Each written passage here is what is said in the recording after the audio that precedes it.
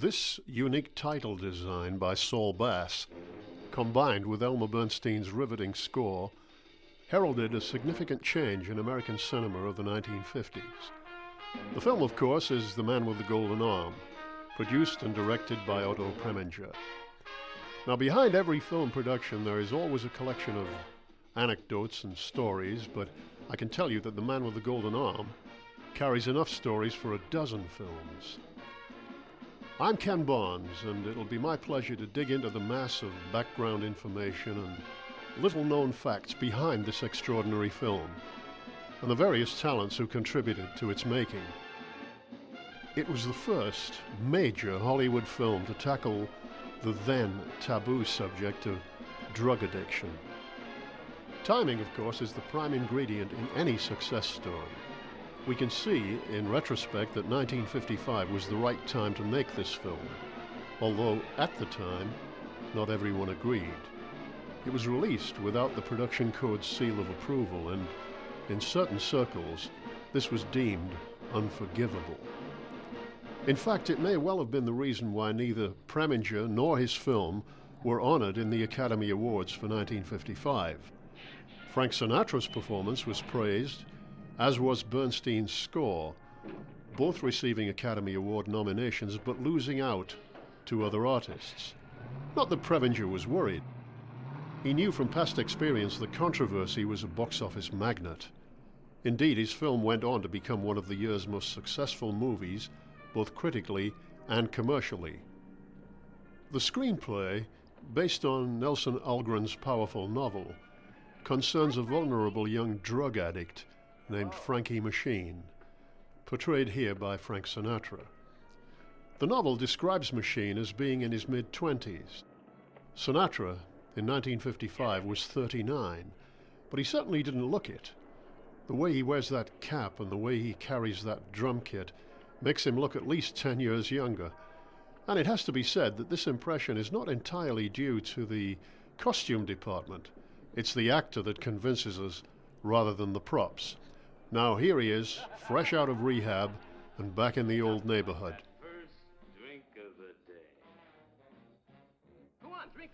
That repulsive character in the eccentric Homburg hat is Louis, the malevolent drug peddler and all-round troublemaker.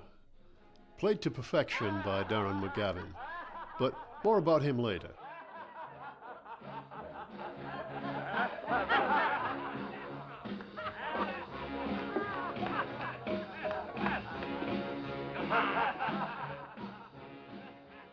Right now, I'd like to talk a little more about Frank Sinatra.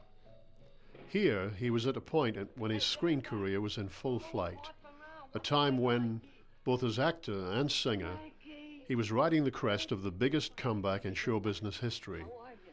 His Academy Award as Best Supporting Actor of 1953 in From Here to Eternity had been something for which he had fought long and hard. And while this brought him many tempting offers and a wide variety of scripts, he found he still had to fight to get the parts he really wanted. And in this regard, he didn't always win. In fact, two famous roles that he longed to play went to Marlon Brando. If I may, I'd like to take a few minutes here just to describe in some detail what happened. Clean? Yep. Good kid. Enough already. Buy me a drink. Sure. Look what the cat drank. The first of these lost opportunities came at the end of 1953, when producer Sam Spiegel approached Sinatra to handle the lead in a new film he was planning. It concerned a slightly over-the-hill boxer named Terry Malloy, who finds himself in the middle of a conflict between corrupt union leaders and New York's longshoremen. The film, in case you haven't guessed already, would eventually be titled On the Waterfront. Spiegel was having trouble getting the production off the ground, and because Sinatra was now hotly tipped to win an Oscar, he felt his casting would lend clout to the project. Sinatra read the script and was immediately excited by it. Because he had grown up in the dockyard township of Hoboken, New Jersey, he was certainly familiar with the world of the longshoremen, and he'd been around fighters and fights all his life. and his father had been a local boxer of some repute. So his answer was an instant yes.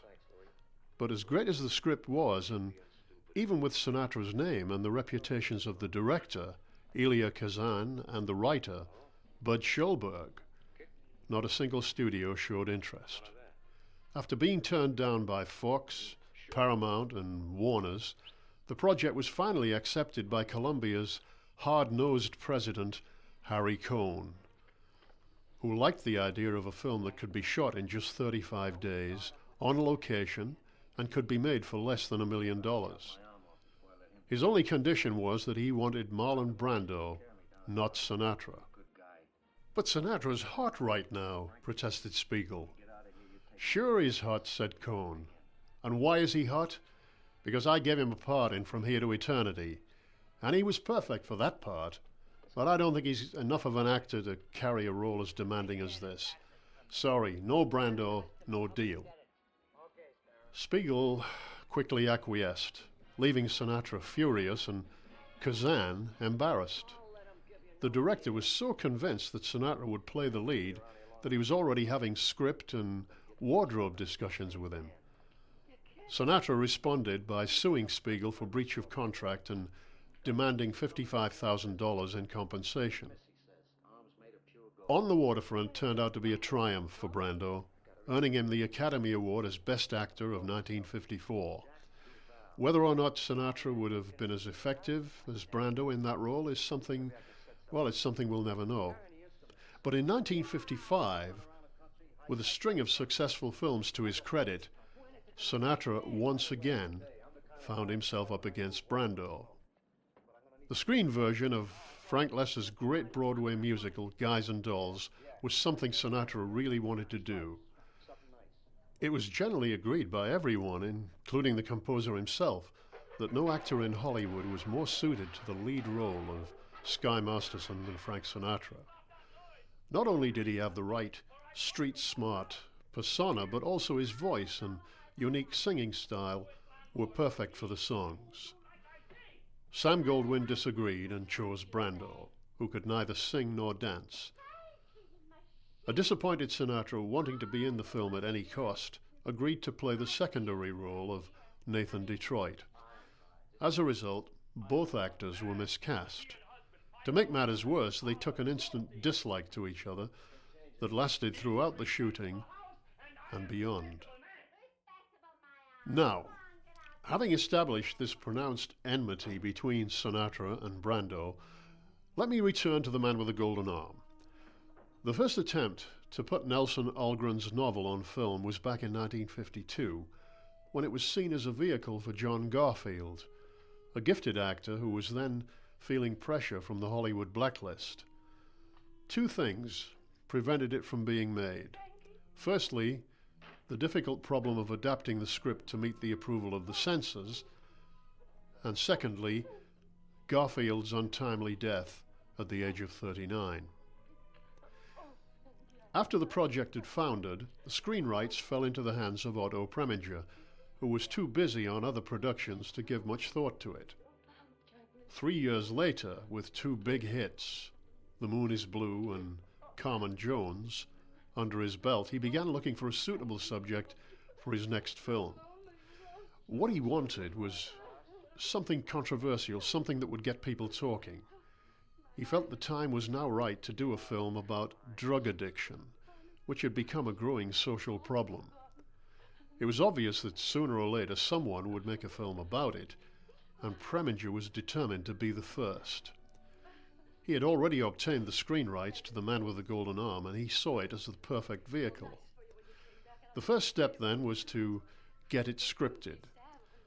The original contract had called for Nelson Algren, author of the novel, to write the screenplay, but Preminger fired him after 4 days.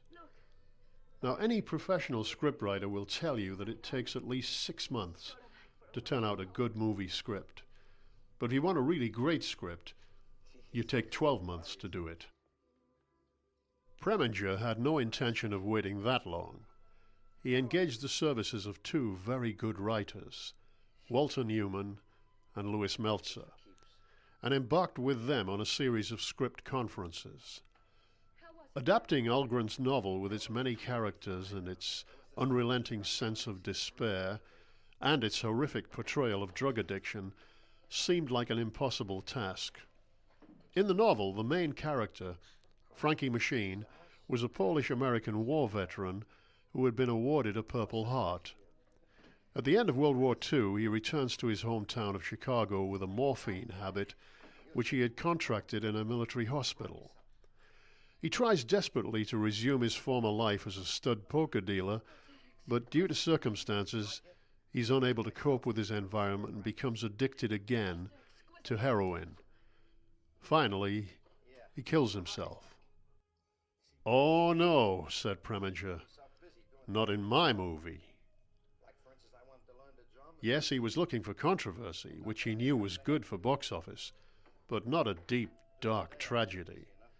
This was just too dark and too depressing for movie audiences to accept. So the story was changed.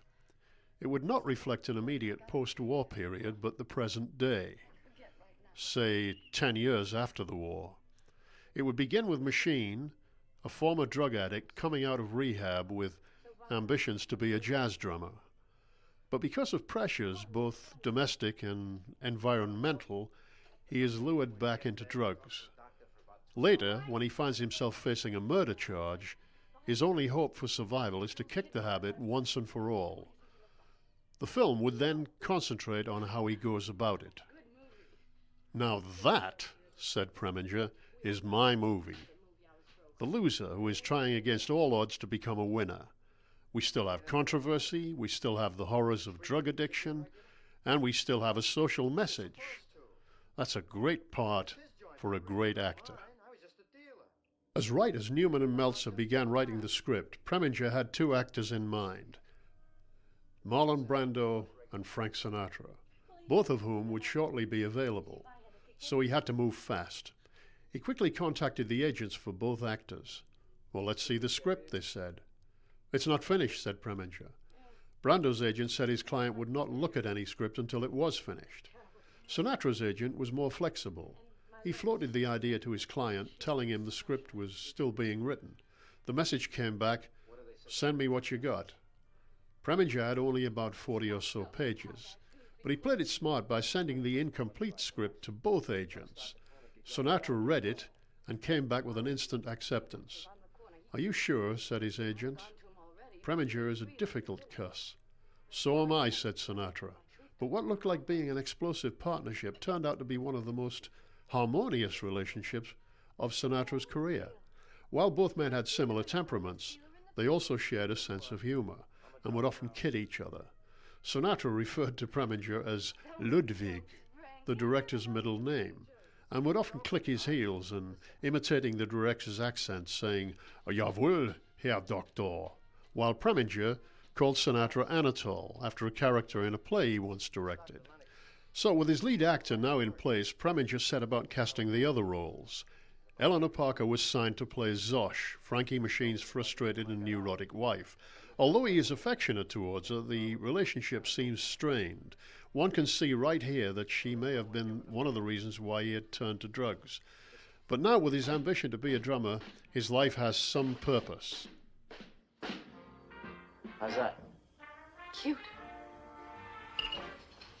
What to tell him about me, this doctor?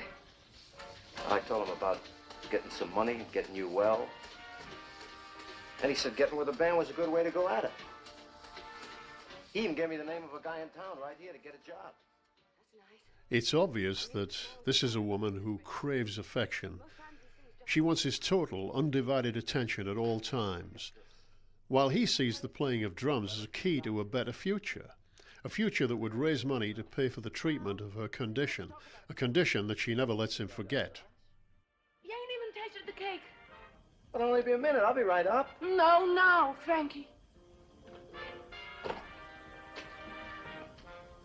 First, taste a piece of nice cake.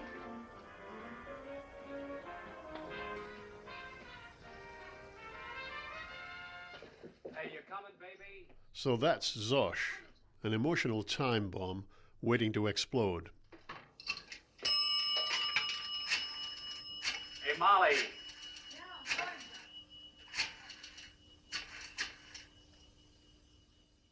For the second female lead, Molly, the girl who befriends Frankie and supports his ambition, Preminger cast Kim Novak. Yeah. Hello, Frankie. Dr. Martin Lennox. How you been, Molly? All right. Come on, baby, let's go. Yeah, Yeah. Parmesan. A guy I met while you was away. Mr. Lane, I got a letter for you, yeah. Come on, what do you say, kid? This afternoon, huh? Of Slavic descent, she was born Marilyn Novak, the daughter of a Chicago railroad worker. On leaving school, she had worked as an elevator operator and sales girl in a 5 and 10 cent store, later touring the country as Miss Deep Freeze and doing wonders for the sale of refrigerators. While in Los Angeles, she stumbled into pictures with a bit part in a 1954 Jane Russell picture, The French Line. That same year, she was signed by Columbia, who promptly changed her first name from Marilyn to Kim in order to avoid confusion with Marilyn Monroe. Columbia began grooming her for stardom, and it quickly paid off. Within a year, she was one of the most visible names in the industry. Preminger could see that she would be a definite commercial asset to his picture. "I know she can't act," said Preminger, "but she's got something, and I want it for my picture." After dealing with Columbia's Harry Cohn, that something cost Preminger $100,000, which was considered outrageous for a new name. This was almost as much as Sinatra himself was being paid, except that Frank also had a percentage of the profits. So in all likelihood, Miss Novak was pulling in more money than the talented and fully established Eleanor Parker, even though she was billed under Miss Parker. But later that year, the same Eleanor Parker collected an Oscar nomination as Best Actress. Not for this film, but for her performance in MGM's Interrupted Melody. Since receiving his own Oscar in March 1954 for From Here to Eternity, Frank Sinatra had consolidated his screen career by making 5 feature films, one after the other. Suddenly, Young at Heart, Not as a Stranger, Guys and Dolls, and The Tender Trap, all of which rang bells at the box office, making Sinatra hotter than ever as an actor. But this was only part of his success. He had also returned to top form as a singer and recording artist. His hit single, Young at Heart, sold over 1 million copies, and his first 3 Capitol albums had all enjoyed commercial as well as critical success. If there was ever a time in Sinatra's long career when he could be said to be at his very best, vocally and dramatically, it was the period that stretched from approximately 1952 to 1962. While he did great things before and after, it was this golden time span in which he made his best ever recordings and a string of mainly excellent films that culminated in what he always regarded as his favorite picture, The Manchurian Candidate. And it was this period that most set the standards by which posterity now judges Frank Sinatra. And it has to be said that most of the work he did in that 10-year period still seems remarkably relevant to today's modern entertainment scene. And that's about as good a definition of timeless as you can get. Another of this film's great strengths is in its supporting cast. For instance, the casting of impish, bespectacled comedian Arnold Stang, familiar to TV audiences of the day through his regular appearances on the Milton Berle Show. His role here as Sparrow, Frankie Machine's friend and pathetic little gopher, is very effective. He manages to be both funny and touching. The other actor in this scene, playing the seedy game operator Schwiefka, is Robert Strauss. What do you say? No. You're dealing for some other joint. I ain't dealing for nobody. I ain't dealing for nobody no more. Is that the way you repay me? Didn't I send money to Zosh? Yeah, I've gone and told all my friends that you'd be working for me again. What am I supposed to do? far as I'm concerned, you can go back to matching pennies with school kids. Robert Strauss is best remembered for his role as Animal in Billy Wilder's Stalag 17, a picture in which Otto Preminger, actor, played the camp's ruthless commandant. An interesting connection, and one that probably led to Strauss getting this part.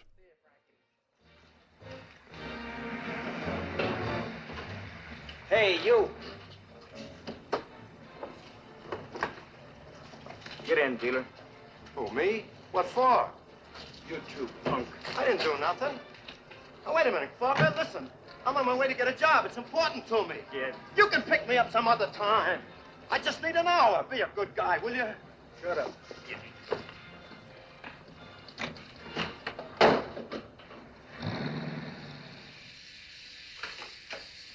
What are you talking, Clark? Are you looking to get sued for libel or something? I could sue you right now. You're looking good, dealer. Real good. When they let you out? Monday they let me out. What's the charge, Parker? Shoplifting, but brags. This suit. Who told you a thing like Now, that? here's another character actor very familiar to movie audiences of the 1950s. His face, always more familiar than his name, Emil Meyer. With his burly frame and big face, he made a specialty of playing tough cops, or villains. In this film, he plays a fairly decent, conscientious police officer, but 2 years later, he appeared in The Sweet Smell of Success as a very different kind of cop, mean, menacing, and brutal. His best-known role, however, was as the grizzled, land-grabbing cattle baron, Ruf Riker, in George Stevens' classic 1953 western, Shane. In that picture, white-haired and bearded, he was almost unrecognizable. Hey, you! I'm talking to you. Oh, the old silent treatment, huh? All right, let's have your number, fella. I'll show you can't give me the business. Your goose is cooked, copper.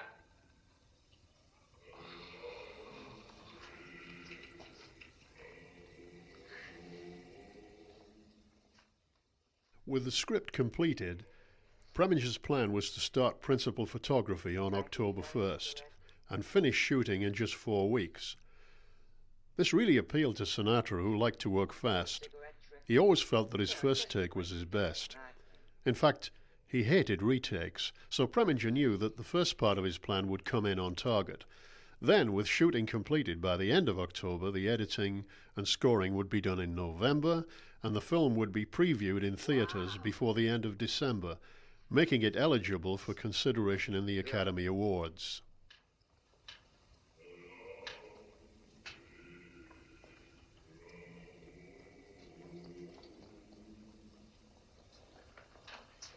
Hello, dealer. I come running as soon as I heard. You want I should get you out, dealer? You think? The store will drop the charges. But 37 bucks a lot of dough. Now, I know you'd pay me back. You think? It'd be different if you was dealing for me. If you want a deal from me, I can get you out. Dirty, lousy stool pigeon. I don't know what you mean. Just trying to do you a Before filming began, Frank Sinatra, who cared passionately about his role as Frankie Machine, visited clinics and various care centers to get a true picture of what it was like to be a drug addict. The experience, which affected him deeply, paid off greatly in his performance, not just in the cold turkey scenes, which you'll see later in the picture, but also in the atmosphere created in scenes like this one. You was a big man in the army. Big man. I was the guy who picked the fly spots out of the black pepper. Get me out! Get me out! God damn it! God damn it! Get me out! Get me out! Get me out! Get me out! I want a fix! I want a fix! I want a fix! Can you give me a fix? Can you give me a fix? Can you give me a fix? I want a fix! I want a fix! Give me a fix! Give me a fix! How expressive Sinatra is in this scene. You'll notice there was a line of dialogue there that referred to Frankie being in the war. But this, we assume, is 10 years after the war, in which case Sinatra is exactly the right age for the character he is playing. Bucket of paint all red. Coffee. Doesn't mean a thing if you haven't got the king. Winner every hand. You bet more, you get more. Slipping half make me laugh. You still take tips, dealer? Or don't they pay so good in the music game? Now let's take a look at the real villain in this film. The odious Louis. Masterfully played by Darren McGavin. The cynical way he talks. Look at the way he dresses. The smartly tailored suit that tells everyone he makes more money than they do. But he doesn't like it when lesser mortals point their fingers at him and reveal the source of his income. Ain't no 14-year-old junkies waiting around to see me. You want to die? And here we go, down and dirty.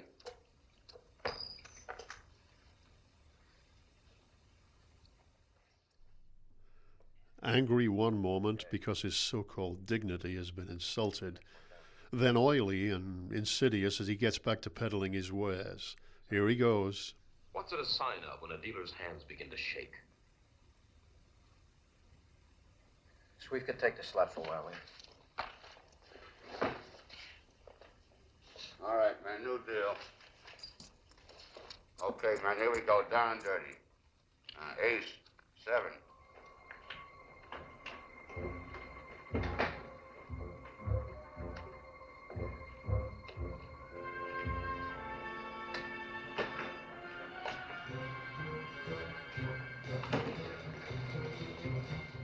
With his Homburg hat, he may look respectable, but he's not letting this prospect get away.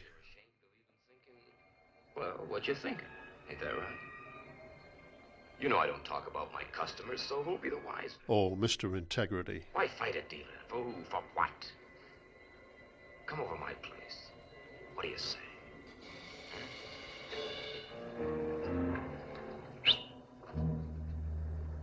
I'll be around.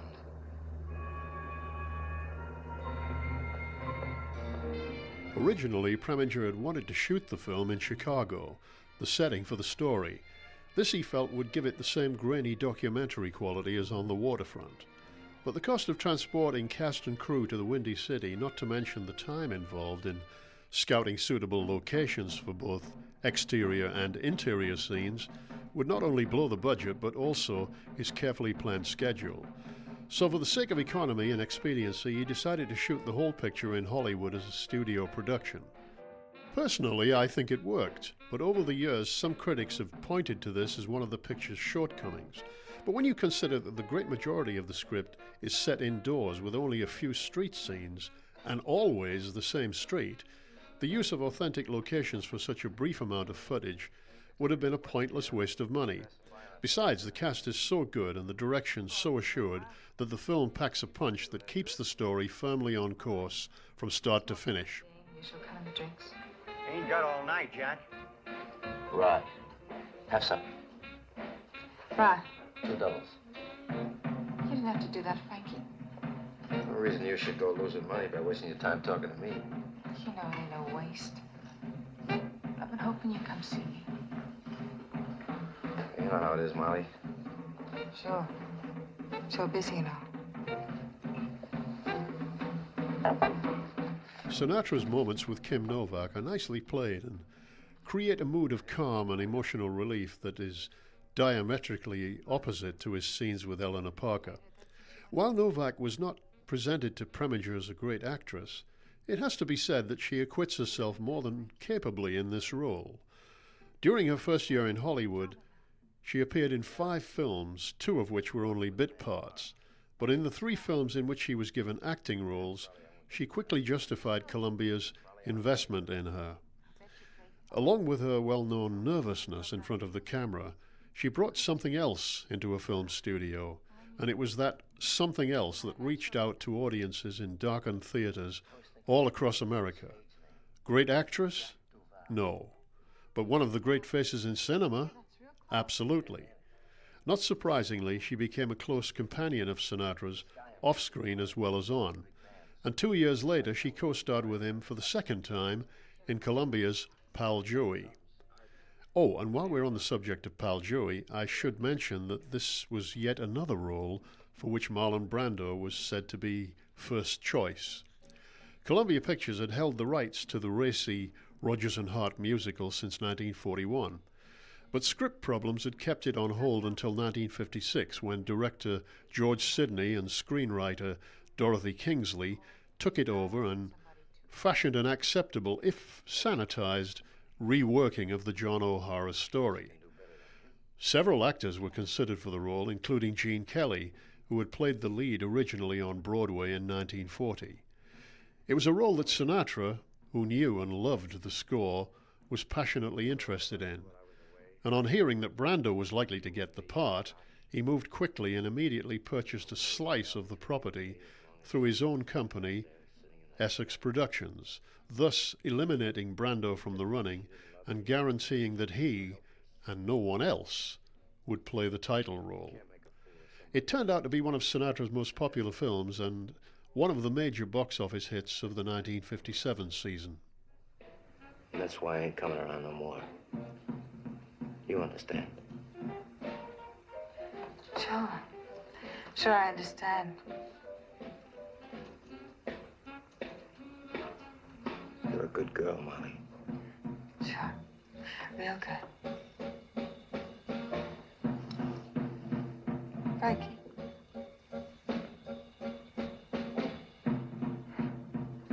Good luck with that fella tomorrow.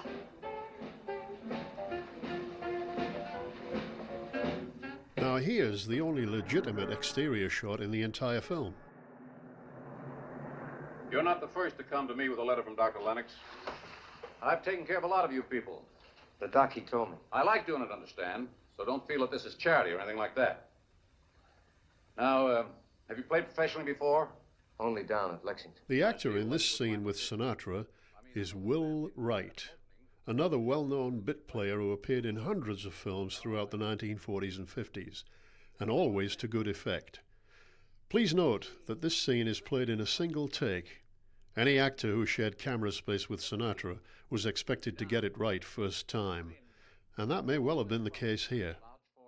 By the way, it's also worth noting that at its widest angle, this set is really quite elaborate and well appointed, considering it's only being used for little more than 1 minute of screen time, which means that it was probably designed for some other film and simply borrowed for this one scene.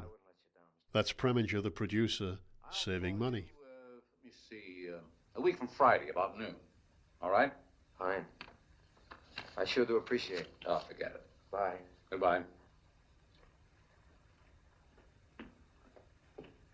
If all scenes were played as expertly as that, in a single take, it's no wonder the film was shot in just 4 weeks. Well, you can at least tell me. It ain't my fault he don't phone.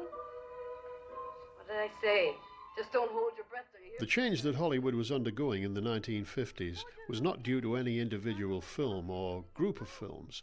Rather, it was part of a process that could be traced back to the 1930s and 40s through the work of directors like Frank Capra, John Ford, and especially Billy Wilder. In fact, Wilder's The Lost Weekend in 1945, which dealt with alcoholism, was the precursor to The Man with the Golden Arm, made 10 years later. Both films dealt with addiction and its capacity to destroy an individual. The cause of any addiction, be it alcohol or narcotics, comes not from within a person, but from the people and circumstances around him. Now, here's one for the movie buffs. Does anyone recognize this actor climbing the stairs? His name's Leonid Kinski, born in St. Petersburg, Russia in 1903. His Hollywood career began in the early 1930s, often playing intense but rather dim-witted foreigners and revolutionaries. But his most famous role was that of Sasha, the bartender in Casablanca. Here he plays a crafty old quack who claims to have a cure for all human ailments. Little lady. See, the doc asks how am I feeling? Ah, well, you're feeling fine in a 1, 2, 3. What is this? It happens, friend, to be an electric blood revoicer and spine manipulator. It helps to revoice the blood. What's the gimmick? Gimmick? It happens so, brother, that I am a member of the American Association of Medical Hydrology, Psychology, and Divine Healing. Where's the socket? Cold hands. Poor circulation. Eat lots of hot things. Chili, peppers, hot sauces. Pickles? Not more than 3 a day. Now, lean forward, and we'll vibrate the vertebrae. You know how I got like I am? My spine was hurt. All that fancy talk means that he's out to make a crafty buck. After playing character parts for over 20 years, this was Kinski's final appearance in a feature film. All of his acting work after this was in television. He later turned to producing and directing industrial shows and documentaries. He died in Fountain Hills, Arizona in 1998, aged 95, and the last surviving member of the cast of Casablanca. But to come back to that film for a moment, Kinski was not first choice for the part of Sasha. He got the job for 2 reasons. Firstly, because he had a better sense of comedy than the original actor, and secondly, because he was a drinking buddy of Humphrey Bogart. And, come to that, so was Sinatra. We are now at the stage in this story where the general surroundings and external pressures are beginning to take their toll on Frankie Machine. Help yourself. Hey, Frankie, guess what? I got that dog Visage. Note the reintroduction here of Elmer Bernstein's main theme. This time it's not there just for background. For over the next 4 minutes or so, it will become an integral part of the action. He's all dog. You can make money out of him, Frankie. See, what he's good at is catching them squirrels in the park. What we notice is a sudden unspoken affinity between the unfulfilled Frankie and the malevolent Louis. Each has something the other wants. Sparrow's busy, gibbering dialogue and the antics of the dog have nothing to do with what's really going on in this scene. This is where Bernstein's score comes magnificently into its own.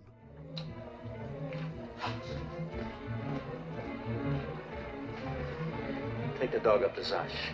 Frankie, can I go with you? No.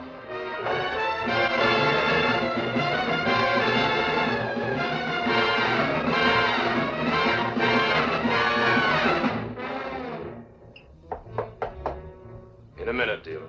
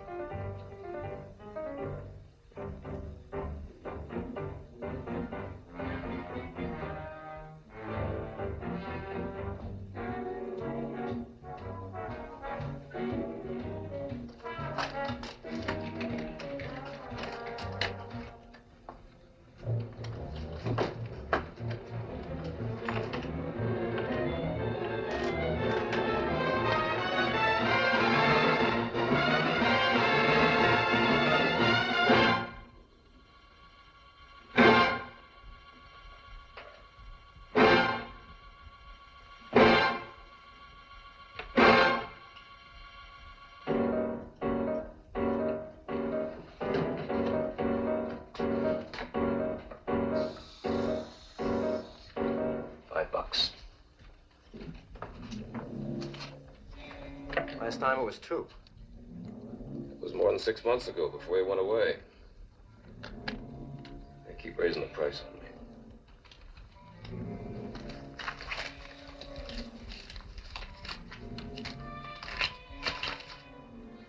They keep doing that. I'll have to find something to take its place. Monkey's never dead, dealer. The monkey never dies. When you kick him off, he just hides in a corner waiting his turn.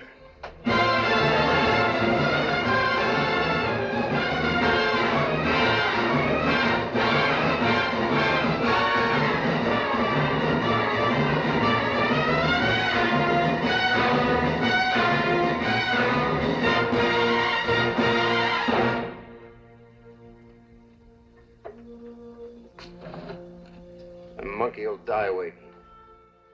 The process of scoring music for a film is one that did not exist before the advent of sound, and even then it didn't come into its own much before the mid-1930s.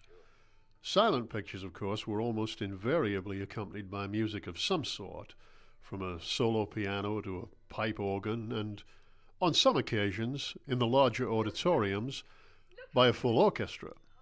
And for these events, special scores were sometimes commissioned, but the results would generally lack the precision and skill of what was to follow later. The scoring of, say, a 2-hour film generally calls for an hour of music. From a composer's viewpoint, it is a task unlike any other, because the music has to support a film that has been carefully edited and cut in order to tell a story in a certain way. The length and timing of each music cue is preordained. The principal discipline, then, is that the composer must score his music not by the bar, but by the precise second. For the past 50 or so years, Elmer Bernstein has been a master of this demanding and highly specialized art form. And an art form it certainly is. Had movies existed in the 18th and 19th centuries, there's no doubt that they would have employed the talents of Beethoven, Mozart, Tchaikovsky, and Puccini, to name but a few. In fact, their music has often been featured in films. Come to that, several of the 20th century's finest classical composers have written for the screen, among them Aaron Copland and William Walton, often producing excellent results. The real pioneers of modern-day film music, however, are people like Erich Wolfgang Korngold, Max Steiner, Alfred Newman, Franz Waxman, Miklos Rozsa, David Raksin, and Bernard Herrmann. Trailblazers, all. Elmer Bernstein, Jerry Goldsmith, and John Williams are all a part of this tradition. And since the works of all these men are frequently performed by the world's greatest symphony orchestras, they are, by definition, the classical composers of today. Bernstein, however, may be even more of a trailblazer than his contemporaries, because The Man with the Golden Arm was actually the first film to feature a full jazz score. And in 1955, that was a departure of cataclysmic proportions. Certainly jazz had figured in films prior to this movie, but usually in nightclub or barroom scenes as little more than incidental or source music. Bernstein broke new ground by taking jazz out of murky back rooms and placing it boldly in the center stage of a film that cried out for something different. Be a bloat, Zosh, when you can't exercise. Here, pick a card. Everything's no good for me. I'm only 25 and it's like I'm an old lady already. Is it my fault I can't exercise? You want to pick a card or don't you want to pick a card? No, I don't want to pick a card. All I want is just a little... Little what, Zosh? Oh, just a little... A little beer, a little fun, a little anything. I can't dance no more, I can't swim, I can't even drink beer. I don't even know what kinds they got anymore. What other kinds they got these days, Frankie? All right, pretend like I ain't here. That's what you're all the time wishing anyway, and I got killed that night. I don't wish any such thing. If I don't talk, you get mad. If I say anything, you bite my head off. I don't know whether I'm coming or going anymore, Zosh. I told you, it gives me headaches. Well, I gotta practice sometimes, Zosh. The job comes along, I want to be ready. The job. Take him down The here. music accompanying this scene falls into two categories: source and non-source, or if you want to be technical about it, geodetic or non-geodetic. Geodetic or source music is something that emanates from the on-screen action. In other words, when Sinatra played the drums just then, that's geodetic. When music is used to support the picture or underscore emotions, as it did when Frankie and Zosh were talking and arguing, that was non-geodetic or non-source. If you make a careful study of the music throughout The Man with the Golden Arm, you'll find that it carries substantial amounts of both kinds. For example, in that previous scene when Frankie followed the drug peddler across the street to get his fix, it was difficult to define where source music ended and non-source began. At the start of that first sequence, we could easily assume that the movie's main theme, which we heard on the soundtrack, was coming from a jukebox, and that would be source music. But by the time Frankie leaves the bar and walks across the street, the music becomes non-source. Our emotions are fully engaged, and the music is as much a part of that scene as the actors. And that's just one example of Elmer Bernstein's skill as a screen composer. His music meets every contingency along the way in a manner that seems so natural and seamless. Bernstein was just 33 years old when he scored this picture. It was his fifth film. His career had started well enough at Columbia Pictures 4 years earlier, and his prospects were promising until he became a casualty of the communist witch hunts of the period. In order to continue working, he found himself relegated to scoring such lurid, low-budget pictures as Robot Monster and Catwomen of the Moon. But just when his career seemed headed for the gutter, Otto Preminger offered him The Man with the Golden Arm. It was Bernstein's score for a 1952 Joan Crawford film, Sudden Fear, that was brought to the director's attention by his brother, Ingo Preminger. The fact that the composer was living in the shadow of the Hollywood blacklist didn't bother Preminger one bit. He openly deplored the whole McCarthy movement. He promised to call me, but... It's too bad. There are a million drummers in the world. How do I rate? Maybe he lost your number. It happens. Maybe he's just wishing you'd get in touch. He'd think I was a pest. Why should he? Good drummer, that's something don't turn up every day. Go on, Frankie. Call him. Call him, Frankie. Preminger's films certainly contributed to the changing climate of the 1950s. Not, as he intended in a sociological way, but more as a stylistic milestone. In truth, it was the Saul Bass title design that caught the mood of the times, and the Elmer Bernstein score that captured the public ear and exerted an overnight change in the way that movie titles and music scores were perceived. The film, for all its artistic excellence, was another matter entirely. Controversial it may have been in that it was Hollywood's first major film to deal with drug addiction, but there had been other films, minor films, before that had touched on the subject. These had been mainly inept B-pictures, badly scripted and poorly acted, packaged as cautionary tales to appease the censor. The most infamous of these, Reefer Madness, made in 1936, was probably the most laughable. So, historically, The Man with the Golden Arm should be credited as being not the first film to depict drugs, but the first to treat the subject intelligently. Johnny wouldn't understand. So what could he do? Ain't a question what he could do, Frankie. A fella like Johnny can't do much about anything. It's a question what it does to him. I'm all he has in the world. Don't want to hurt him. Molly, for crying out loud. Like Preminger, Sinatra felt that the horrors of drug addiction should be reflected on the screen as accurately as possible.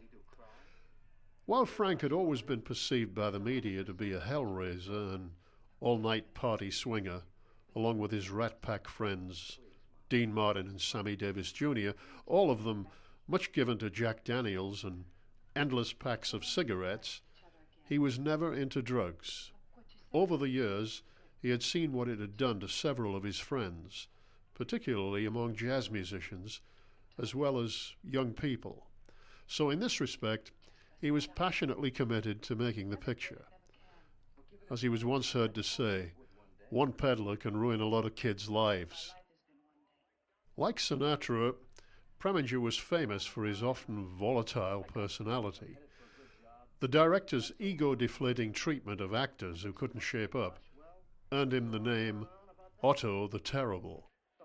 But he was also respected for his courage in hiring blacklisted writers and actors. He had no pretensions about himself and was just as oblivious to praise as he was to criticism. Married 3 times, he was never one to back away from scandal either. In 1971, shortly after the death of Gypsy Rose Lee, he openly revealed to the media that he was the father of the stripper's 26-year-old son, casting director Eric Kirkland, whom he then adopted. As a mark of respect and gratitude, Kirkland changed his name to Eric Lee Preminger and worked for his father as screenwriter and associate producer. Preminger was, in fact, one of the few directors that Frank Sinatra respected. Before Otto, he once said, I had to pick things up for myself. I'd never had an acting lesson in my life.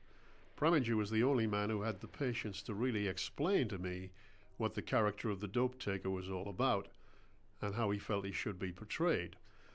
But Preminger knew full well that in Frank Sinatra he had the perfect actor for the role of Frankie Machine. Marlon Brando, for all his talent and screen presence, could never express vulnerability as convincingly as Sinatra. And since the role also required an ability to play drums, again, Sinatra, with his celebrated musicality and natural sense of rhythm, had the edge over Brando. For his drumming sequences, Sinatra was coached by the great Shelly Manne, whose subtlety of technique was fully appreciated by Sinatra in a way that would have eluded Brando completely.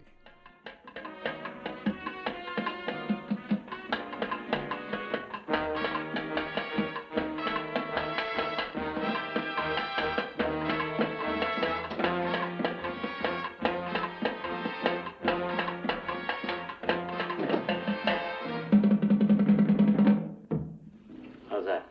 Real nice. Should have heard what I did with Pedito a little while ago. Good, huh? I hope the neighbors liked it, too. I'm very big with the neighbors. They keep banging on the pipes to let me know how much they appreciate it. I won't let it go to my head, though. Well, keep playing drums. At 5 a.m., you'll see what goes to your head.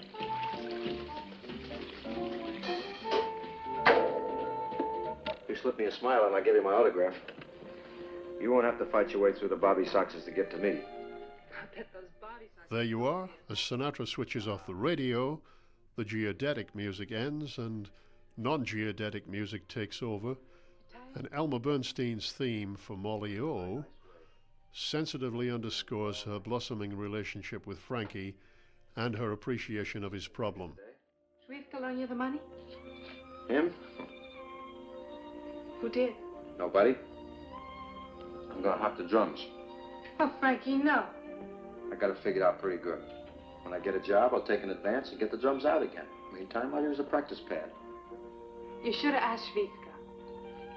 Haven't even seen him. You didn't go to work? I've been practicing here all night. I quit the game, Molly. It wouldn't hurt you to wait a couple of days, Frank. I wanted to quit. I'm quitting a couple of things.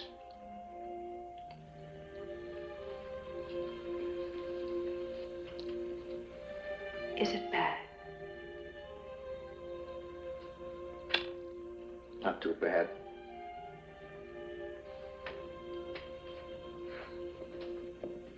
You shouldn't have started again. Who knows why I started in the first place? Looking at Kim Novak in this film, it appears that she's overcome her lack of acting experience, and she seems a better actress than she was given credit for. A couple of years later, when Columbia loaned her out to Paramount for a difficult dual role in Vertigo, she encountered strong resistance from the director, Alfred Hitchcock, who felt she was completely wrong for the part. As a result, the shooting of that picture had more than its share of ups and downs. But the verdict of posterity has been much kinder to Miss Novak than her director was. Indeed, the screenwriter, Samuel Taylor, said, "If Hitchcock had had a brilliant actress who really created two different people, it would not have been as good. Novak was always believable. There was no art about it, and that's why it worked so well." And Francois Truffaut, in his published film-by-film, face-to-face interview with Hitchcock, disagreeing with the director, said there was a passive, animal quality about her that was exactly right for the part. Very few American actresses are quite as carnal on the screen. And this view was echoed during the 1996 theatrical re-release of Vertigo, when the film received a standing ovation and critical praise, as much for Miss Novak's performance as for all its other outstanding qualities. So good for her. When I can put enough money together, I can get Zosh into a real good hospital so she can walk and dance again. And then maybe...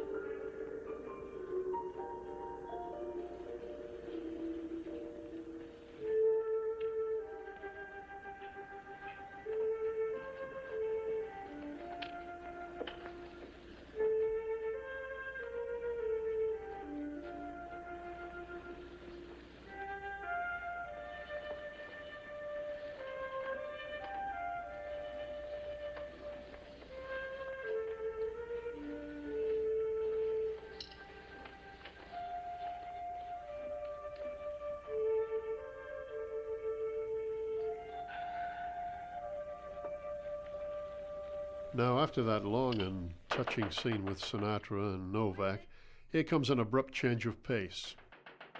Just a minute. Zosh is about to receive two visitors, one loud and bullying, the other polite and courteous. Frankie, where is he? What is it? What did he do? What did he do? You know what he did. He quit. No notice, no nothing. He sends word by that misfit that he's through. I had to take the slot myself. Where is he? He wasn't at the game? Would we be looking for him all over if he was at the game? Notice how Louis curbs Schwiefka's brutality, and just a few seconds ago he greeted her with a polite, "Good morning, Mrs. Machine." Courtesy and good manners? No, this is just their clumsy take on the old bad cop, good cop routine. They're bat in the pocket and hungry for action. We finally get a chance to score big. And you lose the deal. Look, Louis, I swear, when Marquette and Williams come, the dealer will be there, or a player just as good. There ain't none as good. Why didn't you offer me more money? A piece of the play.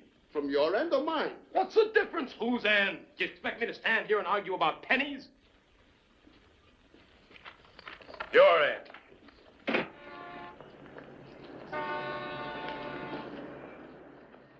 It's worth noting that this scene, which plays for approximately 1 minute and 20 seconds, does not contain a single cut. Well, it feels like...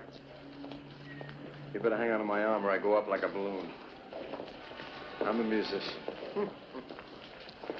Where are we going? I don't know, but I want to buy you something. Mr. Sinatra and Miss Novak deliver all of their dialogue in one continuous take. Sinatra, of course, at this point in his career, was a seasoned screen actor with more than 10 years' experience of playing before a camera. Novak was still only in her second year in Hollywood, yet she delivers her lines with a naturalness that matches Sinatra's. I wonder what he does for a living. Him? Well, he must make a nice dollar. Look the way he dresses her. Kitchen like that. I notice you don't help her none, though. I bet he never even married the girl. Look at that, she ain't even wearing a ring on her finger. She takes it off when she cooks, maybe. And he's tired after a hard day's work. All right, so let him sit there, but at least he... One wonders how long this scene would have taken if Marilyn Monroe had been his co-star. There's no music under this scene. The only sounds we hear are traffic and street noises dubbed on after the dialogue.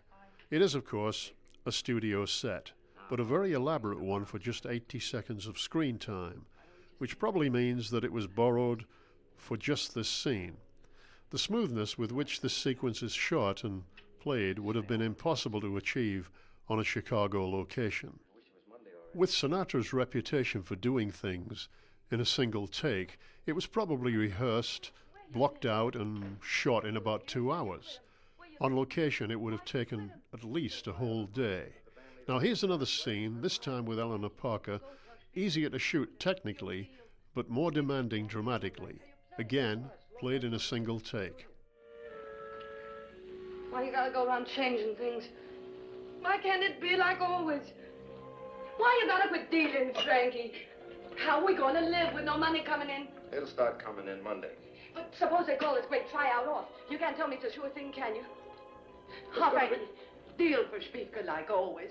Forget this great job. I quit dealing, Zosh. I can't take the chance, don't you understand? If the joint gets raided and I get picked up again, Mr. Lane would be through with me. And then how would I play with a band? How you gonna play if Speaker gets your arms broke? Go on. Yeah, right here he said it. And he wanted to slap me around, too. Why can't it be like always?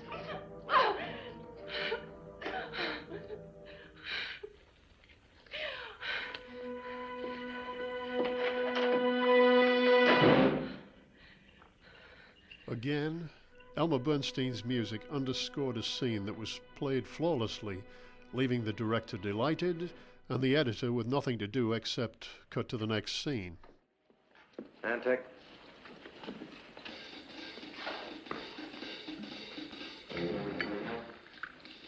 You miserable piece of humanity. I got a right to quit if I want. Marquette and Williams are coming tomorrow. Don't you realize the significance? Leave me alone. I'll leave you alone.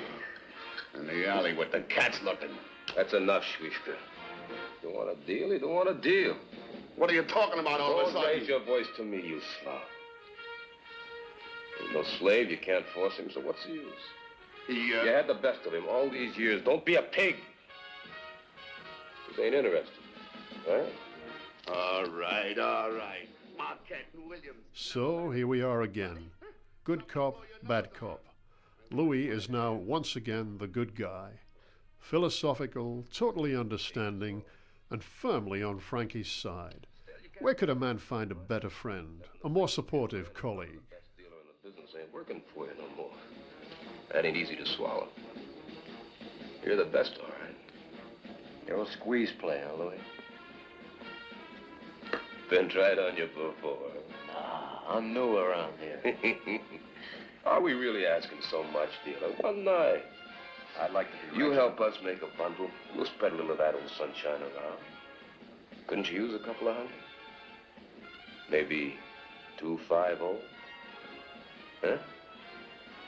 250 pays a lot of doctor bills, dealer. Well, as I said before, the role of the devious and insidious Louis could not have had a better interpreter than Darren McGavin. His is a standout performance and one of the true highlights of his career.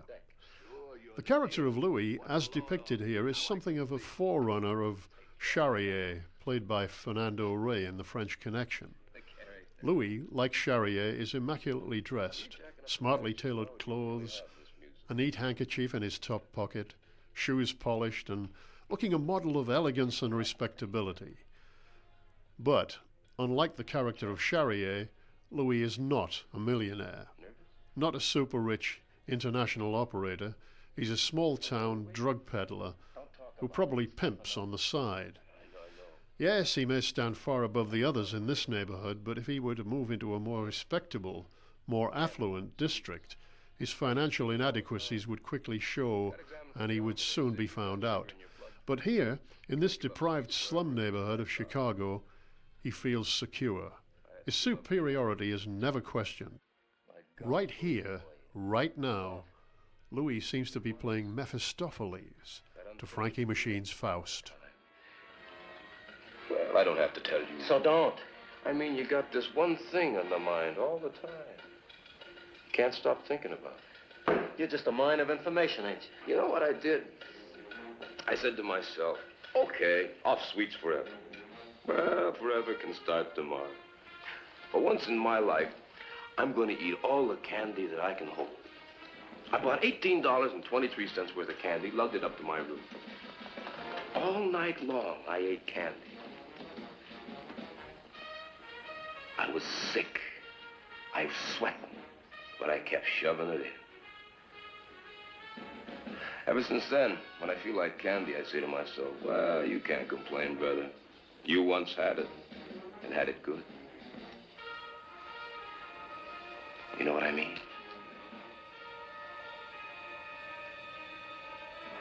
Huh?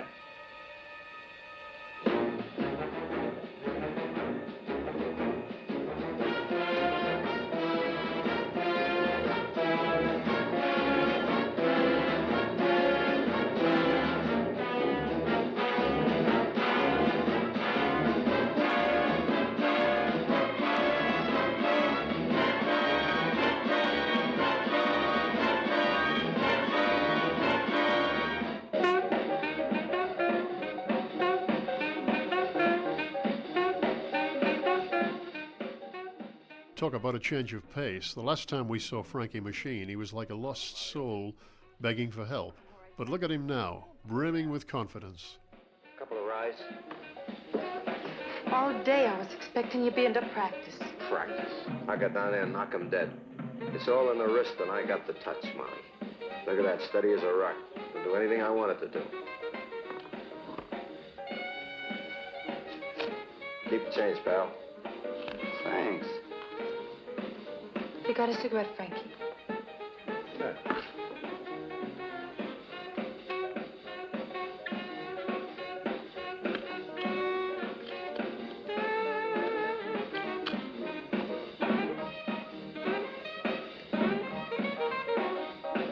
You're on it again, Frankie.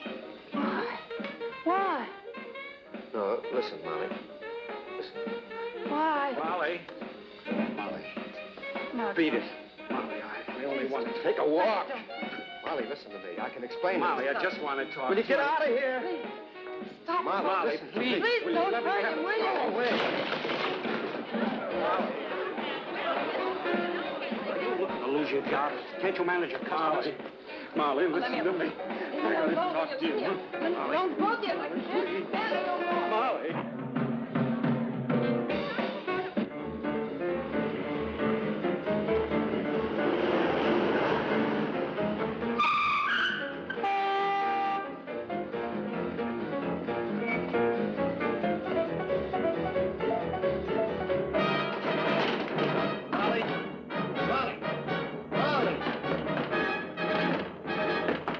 Listen to me. Molly, open the door. Molly, will you open the door? Molly? Molly? Let me talk to you, Molly.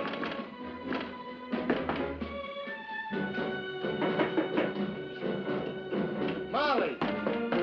Molly, open the door.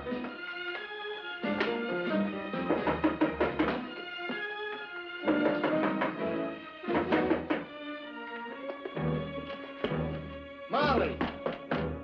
Honey! Where you going, Molly? Tell me, where you going, Molly? Taxi! If you let me explain, you'll know why I did it. Taxi! Molly, listen, will you please? Let me tell you what happened. Where you going, Molly? Tell me, where you going? No, Molly! Molly!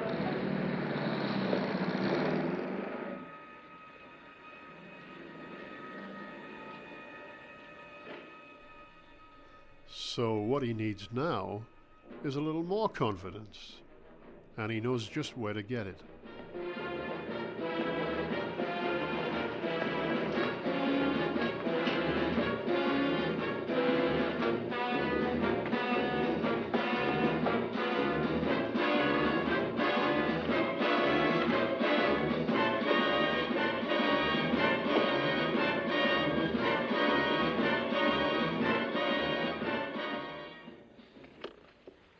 Don't forget to clean out the gaboon. I already cleaned it. Ah, powerful stuff. And the imagery is as potent today as it was in 1955. Great cinema it may be, but The Man with the Golden Arm was adapted from a novel. How satisfied was the author with this screen adaptation? Well, the short answer is, he hated it. But there's more to it than that. When Otto Preminger picked up the rights, it was part of the deal that author Nelson Algren would write the screenplay, and Preminger had originally agreed to pay the author $1,000 a week for 4 weeks. But as I mentioned a while back, he fired him after just 4 days. The reason, quite possibly, was that Algren had no idea how to write for the screen. The author was understandably furious at being kicked off the film so early in the game. Through his agent, he fought back to get his expenses paid as per the original agreement. What was especially galling was that they were filming his story. Moreover, Preminger was paying Frank Sinatra a 6-figure sum, plus a percentage of the profits. The author was equally bitter about Hollywood in general. I went out there, he said, for $1,000 a week. I started work Monday and I got fired Thursday. As a filmmaker who purchased the screen rights to the film, Preminger felt that he was entitled to make the film as he saw it, and not as it appeared on the printed page.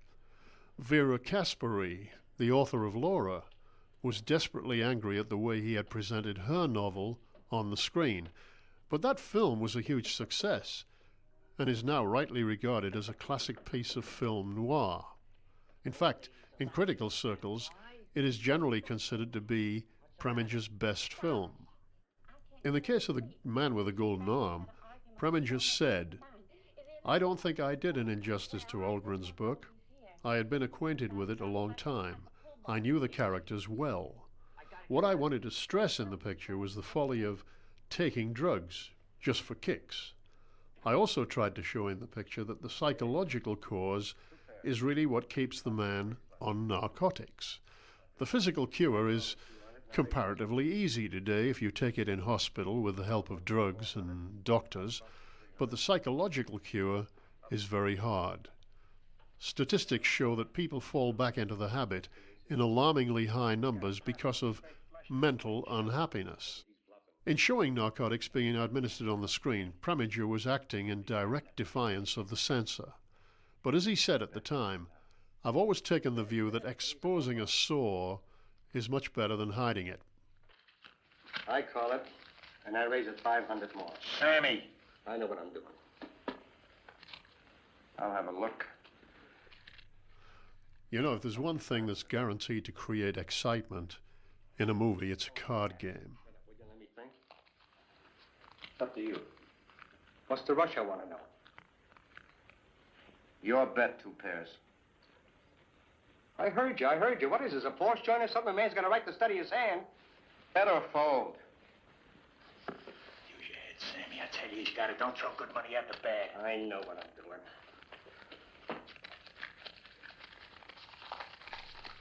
The sight of a group of men sitting around a table playing stud poker is an engrossing situation, even for members of the audience who don't understand the game. A director can place his camera anywhere he likes around that table, and the result is pure screen magic.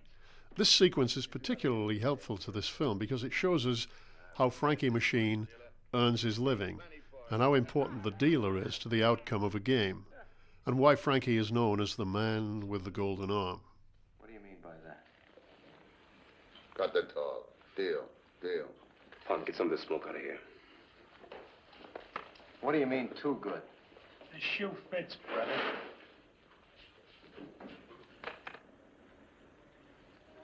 I'm casing the deck. It's daylight. What? Tell him to sit down and deal.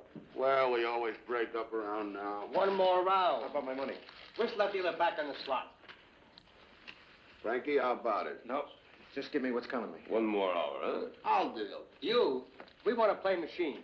Oh, you think I can't sell you a thing or two, huh? Sit down. We'll get going. How about my As dough? soon as we break. Now.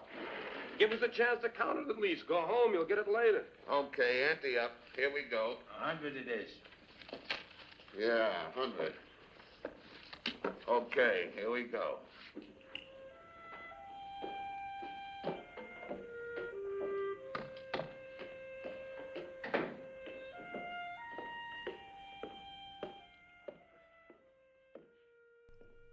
Generally speaking, the film was well received by most critics, but there were some who felt that Preminger had put sensationalism ahead of any real concern for the problems of drug addiction. But all reviewers, without exception, praised Sinatra's performance. Sinatra himself gave credit for this to the director.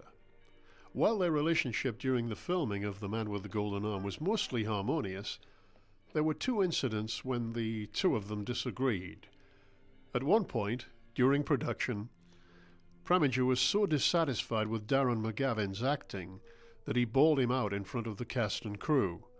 It was Sinatra who came to the actor's defense by taking Ludwig to one side and saying this was not the way to treat a talented actor. Now, whether McGavin's excellent performance was due to Preminger's anger or his own acting ability doesn't really matter. No one can take the power of that performance away from Darren McGavin. There was a second occasion during filming when Sinatra wanted to fire the chief electrician because he felt the man had not done a good job. This time Preminger took Anatole to one side and explained quietly but firmly that as producer and director he did the firing. The chief electrician stayed. In all other respects, Preminger and Sinatra got along fine and remained friends for years afterwards. Considering their respect for each other, it's both surprising and interesting that they never again made a picture together. Although Sinatra did sing one song on the soundtrack of Preminger's 1962 political drama, Advise and Consent. Frankie! Louis still here. He's having an apoplexy. But they're doing a sweep in there. We're getting murdered. You gotta take the slot. I ain't here for dealing. Look, you gotta make it stop, Louis. No deal, no fix. Well, give me my money and I'll go see somebody Can't give else. any money now. The house needs every cent. You owe it to me. Take me to court. Please, Louis, you gotta make it stop. I'll take care of you. Just work a few hours. I gotta get some sleep. I gotta be fresh tomorrow. You work a few hours. Do us a favor. I'll guarantee you feel like a week in the country. Please, Louis, please, now. Drop dead. Wait a second. Okay. Louis says you got money for it. You know, I just remembered, actually, it would seem that Sinatra and Preminger were offered the opportunity to do another picture together. And I think this story is worth telling because it provides an ironic twist to the long-running feud between Sinatra and Marlon Brando. In the early 1970s, when Paramount were planning to film Mario Puzo's best-selling novel The Godfather, they approached Preminger as a possible director. He said he would do it if Frank Sinatra was cast as Don Corleone. When Sinatra declined, Preminger pulled out too. The commission, of course, went to Francis Ford Coppola, who wanted Marlon Brando for the title role. By this time, however, Brando's box office appeal had sagged badly, and Paramount wanted someone more bankable. Coppola, who felt that Brando would be great in the role, persuaded the actor to test for the part, and the results were sufficiently impressive for Paramount to concede. Ironically, at that point in his career, Brando needed that picture far more than Sinatra did. The film, of course, was a massive success, and Brando won the Academy Award for Best Actor of 1972. Preminger was always very much his own man, and he was everything people said he was. Talented, bombastic, temperamental, courageous, humorous, a man who attracted admiration and contempt in equal quantities. He was born in Vienna in 1905. His father was a prominent lawyer who was once Attorney General of the Austro-Hungarian Empire, which may have accounted for his bombastic and superior and aristocratic manner. It was intended that younger Otto, like his father, would also become a lawyer. Although he studied law, his first love was always the theater, and by the time he graduated from the University of Vienna in 1926, With a Doctor of Law degree, his sights were set on being an actor and a director. In 1931, he directed his first and only German-language film, De Grosse Liebe, and in 1935 he went to the USA to direct the New York production of a play that he had presented successfully in Vienna. This took him to Hollywood to work for 20th Century Fox, where he directed a couple of B pictures. It was while working on his third film that he was fired, following an argument with the studio boss, Darrell F. Zanuck. Finding himself virtually blacklisted in Hollywood, he went back to Broadway, where he scored a hit with a play called Margin for Error, in which he cast himself as a repulsive Nazi. So convincing was his performance that 20th Century Fox quickly rushed him back to Hollywood to play the Nazi villain in a film called The Pied Piper. Fox, meanwhile, had also bought the screen rights to Margin for Error and offered him the role he had originally played on stage. He refused to do the part unless he could also direct. Because Zanuck was away on war service, he got the job. The film was a success, and he was offered further assignments. When Zanuck returned, he was furious to learn of Preminger's success, but reluctantly agreed to let him finish directing Laura, which became a tremendous hit, earning him his first Oscar nomination as Best Director. As a result, he remained with Fox for the next 7 years, after which he went freelance. King, Jack, King bets.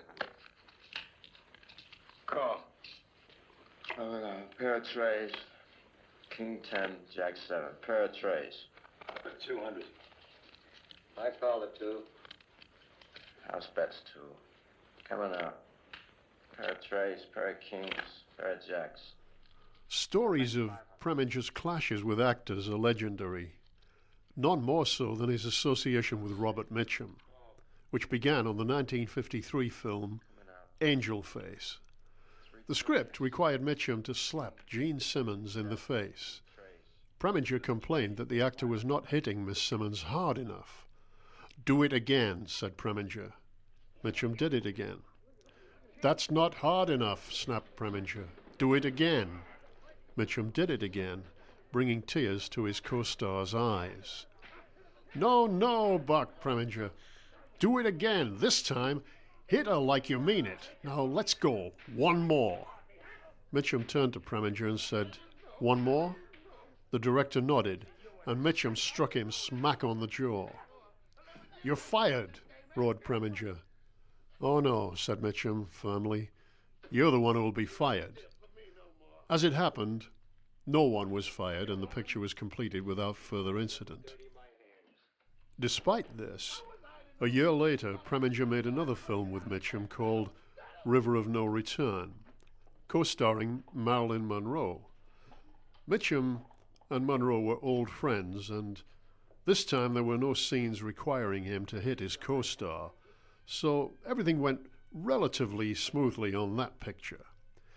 Now, more than 20 years later, Preminger was making a film called Rosebud, a so-called thriller about a group of Arab terrorists killing the crew of a yacht and kidnapping 5 wealthy young ladies who happened to be aboard. The film was to be shot on location with a big international cast headed by Robert Mitchum. Only days into production, the two men clashed, and Preminger, being also the producer, fired Mitchum and quickly replaced him with Peter O'Toole. Newsreel shots at the time showed Mitchum boarding a plane for home, looking at the cameras and shrugging philosophically. On its release, Rosebud drew embarrassingly bad reviews. In fact, they were the worst of Preminger's long career, and it was a box office turkey. One story, which may be apocryphal, has it that the director received a letter from Mitchum which said, "Dear Otto, your kind consideration for my career is deeply appreciated. My wife thanks you, my children thank you, and I thank you. Most sincerely, Bob."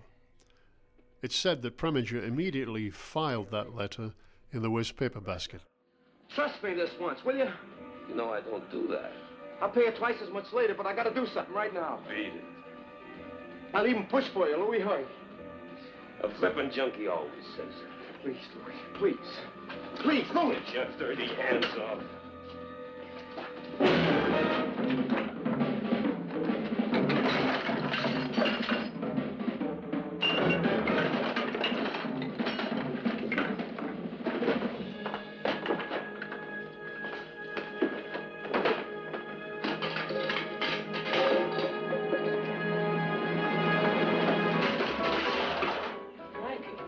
Wake up! Get up! No, no. Where did you put? Frankie, no, Where do you keep Frankie, it? no, let go. Tell me where you keep it. Let go, Frankie. I can't find it. I can't find Let it. me take you home, Frankie. Frankie, please, let me take you home, Frankie. Frankie, please. I gotta be on time. I gotta be on time.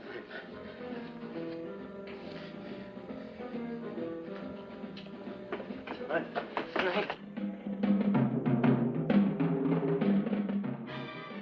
Now here's the crucial rehearsal scene. The man that you'll see conducting the orchestra is Shorty Rogers, and it's his famous band of West Coast musicians, the Giants, that we've been hearing on the soundtrack. On the day this scene was shot, Rogers confessed to Sinatra that he was too nervous to handle the dialogue. Sinatra told him to relax and that they'd keep doing it till he got it right. Okay, can you read music? Yes. Shelley, let Mr. Machine sit in on this one. When the cameras rolled, he got it on the first take. Incidentally, the drummer here is the great Shelley Mann. It was he who coached Sinatra for all the drumming sequences. Mr. Machine, the first 4 bars is all you. Come on, let's try it again. 1, 2, 3, 4. I'm sorry. Are you all set? Once again. 1, 2, 3, 4.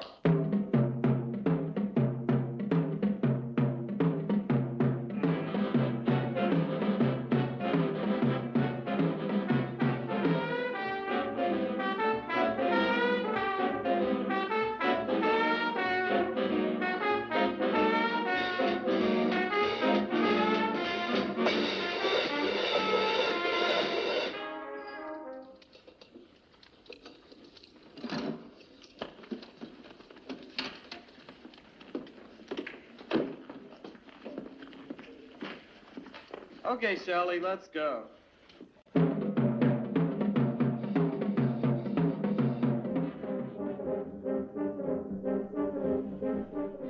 that, sadly, would seem to be the end of Frankie Machine's dream of becoming a drummer. But there are other troubles waiting in the wings, and they're about to catch up with him.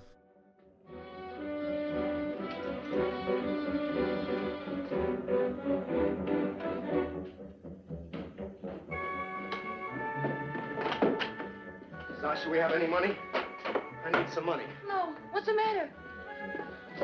Some around here yesterday, wasn't there? I need some money, Zosh. Oh, there ain't any. What is it, Frankie? What is it?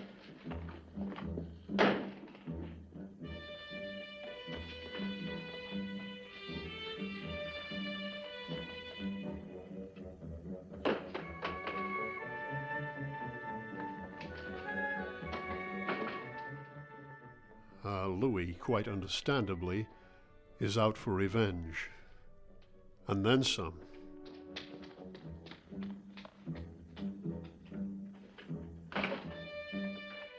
But waiting for him at the top of the stairs are 2 big surprises. Surprise number 1 is not only pleasant, it's also highly amusing to his sadistic nature.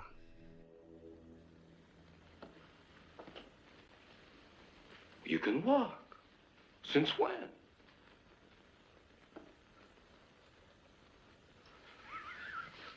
What? What's the angle? What are you and Frankie trying to prove? Come on, tell me, one hustler to another, huh? Come on, let me in on it. Let me in on it or I'll queer it for you, you hear?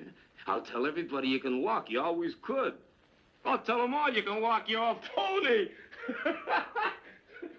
But surprise number 2 is very different. Louis, no, you can't do that. You can't tell anybody. Please, Louis. Let me be. Please, Will you get your hands off?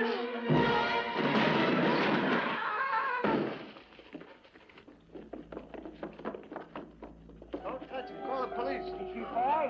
Was she hurt?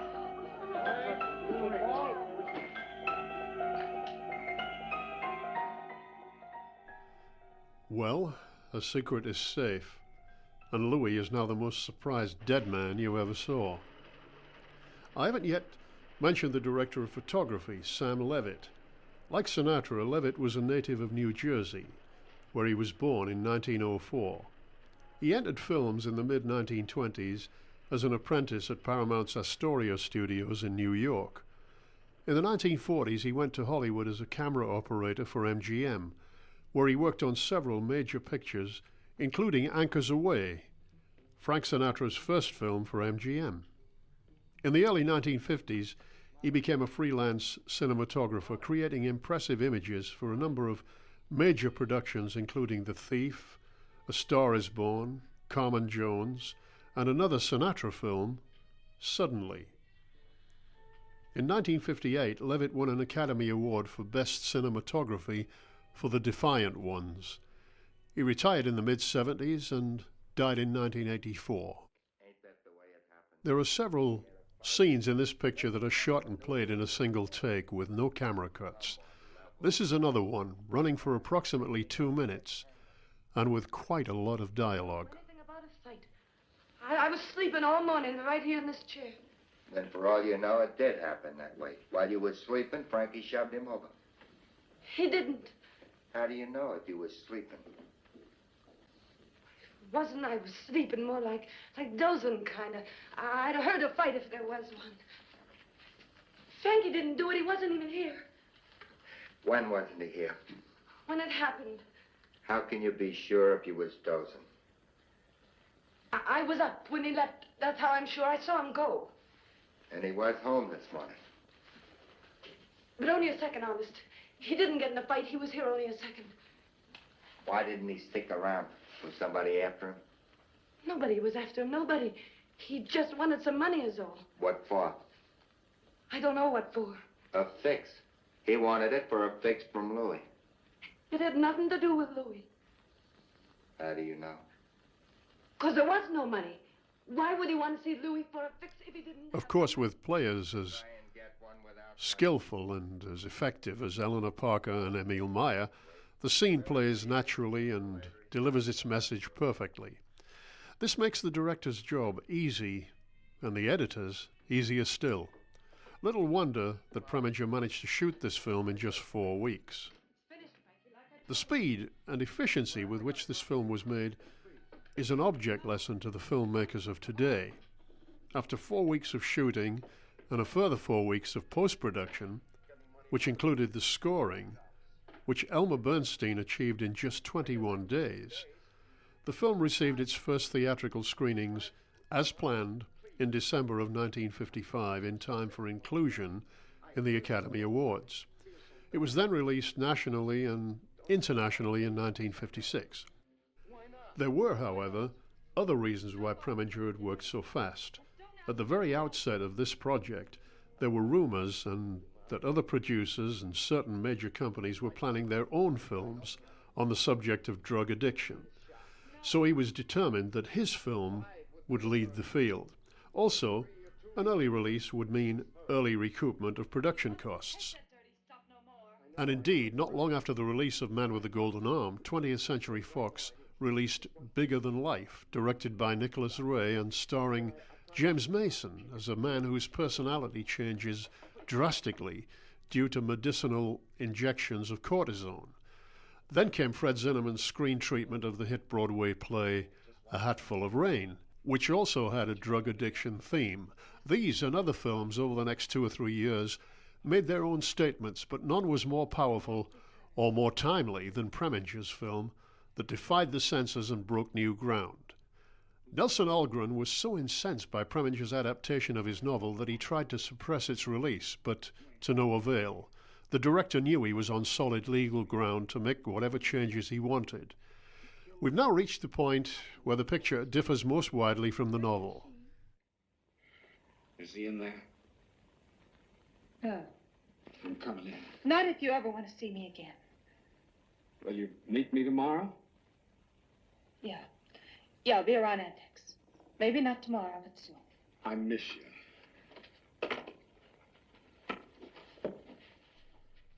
Frankie, desperate for a fix, learns that he is the #1 suspect in Louis' murder. It's these changes that Preminger and his scriptwriters came up with that Nelson Algren most objected to. Go tell Bednar it wasn't you. I couldn't. I couldn't stand up to the cops the way I am. Look at me. I'd say anything they want me to say, just for a shot. Then get cured first. What are you talking about? How am I supposed to get cured? You did it once. That was with help and medicine and doctors. I can't go applying to Lexington with a murder hanging over my head. Couldn't you do it without going there? You mean just stop? Cold turkey. You don't understand. Pain. What else can you do? All I need is one shot. Just one. All right.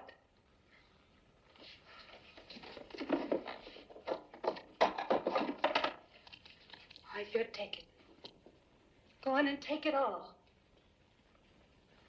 Because all that you're going to need after that one shot is another. And then another, and then another. Take it. Take it. Why should you hurt like other people hurt? Yes, so you had a dog's life with never a break. Why try to face it like most people do? No, just roll up all your pains into one big hurt and then flatten it with a fix. What do you think you'll find just outside that door?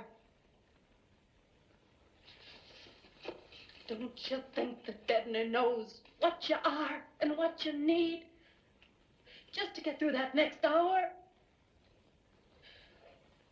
Don't you know he's just waiting for you to come and get it? Go on. Let him kill you. Let him kill you. It'll be quicker and better than doing it your way.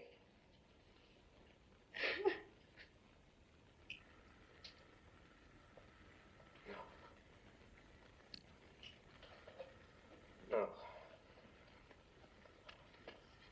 I won't let him kill me. No.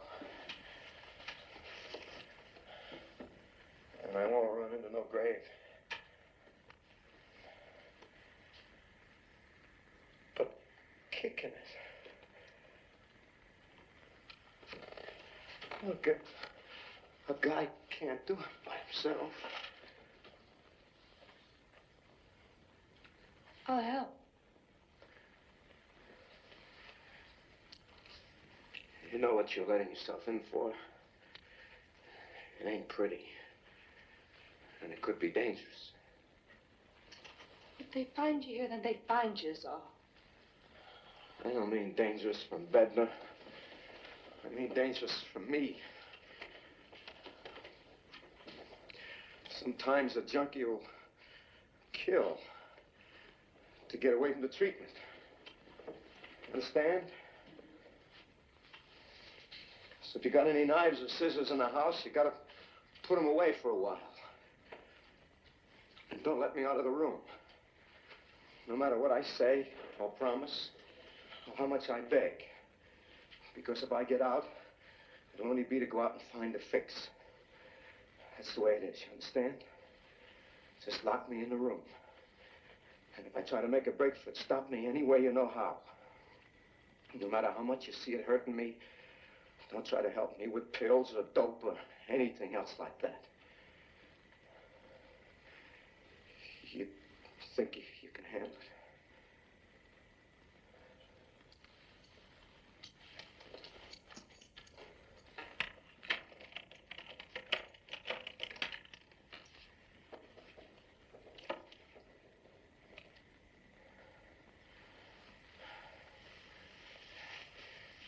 we go. Down and dirty. You can't hold me. You're committing double jeopardy. So that's the solution. To kick it. To go cold turkey. The author himself claimed that it just couldn't be done the way it's portrayed in this movie. But Preminger disagreed. Sinatra had to be satisfied that what he was doing in the film was logical. The scenes coming up, after this brief cutaway to the inspector's office, are based on Frank Sinatra's own observations of actual drug addicts going through the cold turkey process. Elsewhere on this DVD, you can find Sinatra himself telling of the effect that this experience had on him. Now, don't nail me to the cross. He's the only guy I ever had for a friend. He's nobody's friend anymore. He'd mash you with a steamroller if you got between him and a pop in the arm. Come on, talk, Sparrow. Okay, beat it.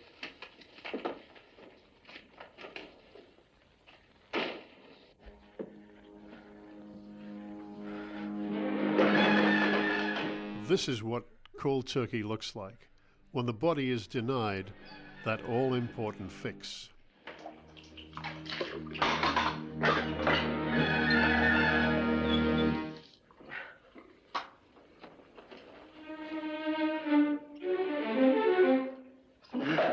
Where dehydration sets in, creating the need to drink and drink and drink.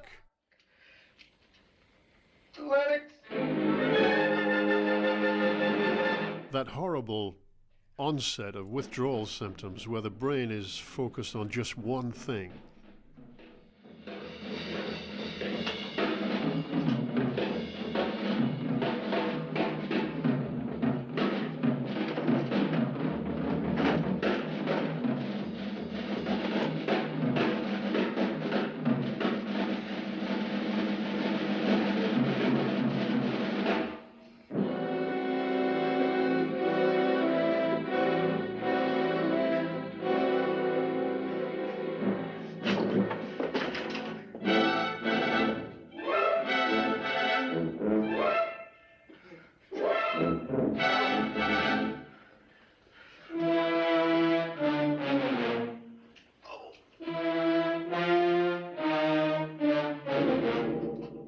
Where the nerves of the body pull in different directions.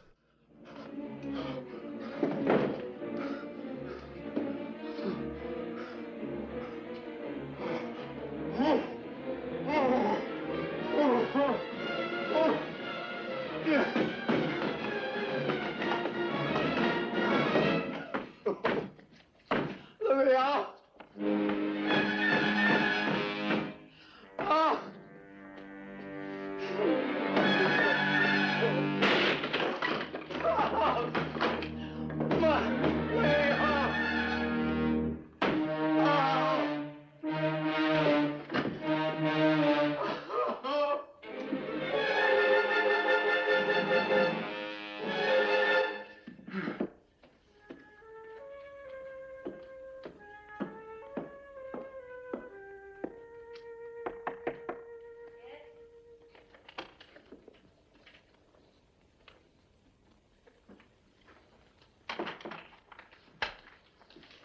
Thought I'd come see how you been, Sash.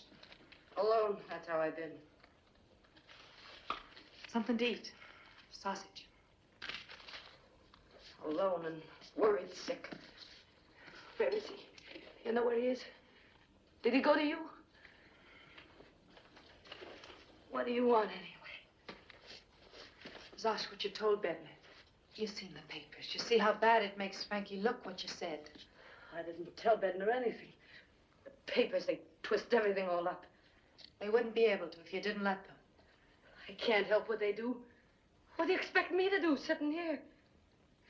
Just tell Bedner that Frankie wasn't here when it happened. That he didn't do it. I never said he did. But that's how it sounds if he was the only one around at the time. And you know it was somebody else. What do you mean? Who? I don't know. But maybe Bedner could figure it out if he didn't think it was Frankie. What business is it of yours, anyway? I just want to help, that's all. Who are you kidding? Think I don't know what you really want? On the face of things, these two actresses, each remarkable in their own way, but coming from different eras in Hollywood history, would appear to have very little in common. Yet their careers shared a number of interesting coincidences. Each made 2 films with Frank Sinatra. Kim Novak co-starred with him in Pal Joey, 1957, and Eleanor Parker in A Hole in the Head in 1959. Also, at various points in their careers, both played the same part, as Mildred Rogers in Somerset Maugham's Of Human Bondage. Now, that classic role, originated by Betty Davis in 1934, was played by Miss Parker in the 1946 version, and again by Miss Novak in the 1964 production.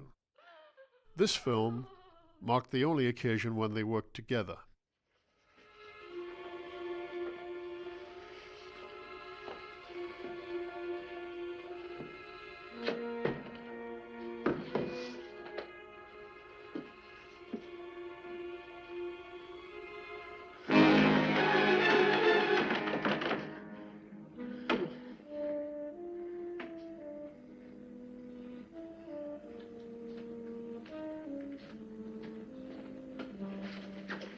As the cold turkey process continues, the desire for a fix gets stronger, but the body gets weaker, as does the will to live.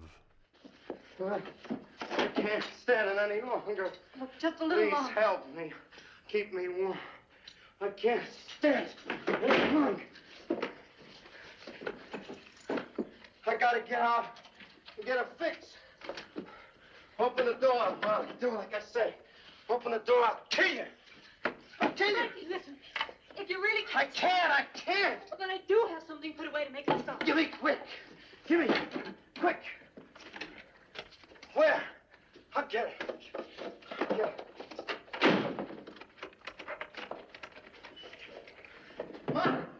Molly! Molly, open the door. Let me out. Out, out. Out, out, out. Molly, open the door. Please, Molly. Molly. Molly.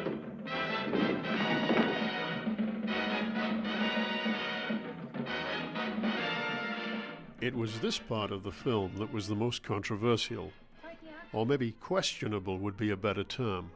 Critics of the movie, which you could take to mean supporters of Nelson Algren, found this sequence particularly hard to swallow.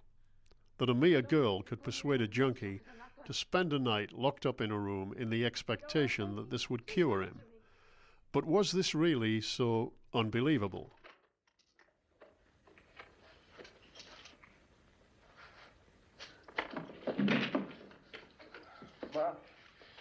Molly, if you love me, kill me, please. Oh, I'm so cold. I'm so cold. So cold. Molly, make me warm, please. Oh, please, warm me. Molly. Both Preminger and Sinatra had consulted rehabilitation experts whose conclusion was that this scene, in fact, could be seen as credible. Firstly, this was not the same Frankie Machine who had been sent into rehab 6 months earlier. This was a man who had undergone a long period of detoxification and therapeutic treatment. It was because of recent traumas in his personal life that he had begun to slip back into his old ways, at which point he pumped no more than 3 doses of heroin into his system and had gone some 2 days without sleep, which had weakened him physically. Thus, his was not an extreme case of addiction. To put all these points together, plus the fact that he had someone strong to support him and the added murder charge that was hanging over him, well, he was far more motivated than a fully tanked-up junkie would be.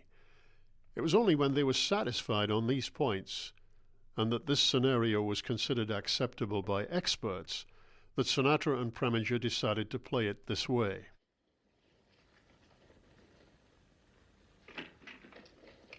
I waited for you in Antex last night.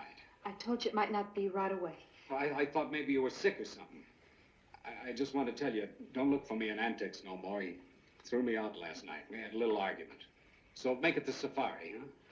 Yeah, sure, Johnny, sure.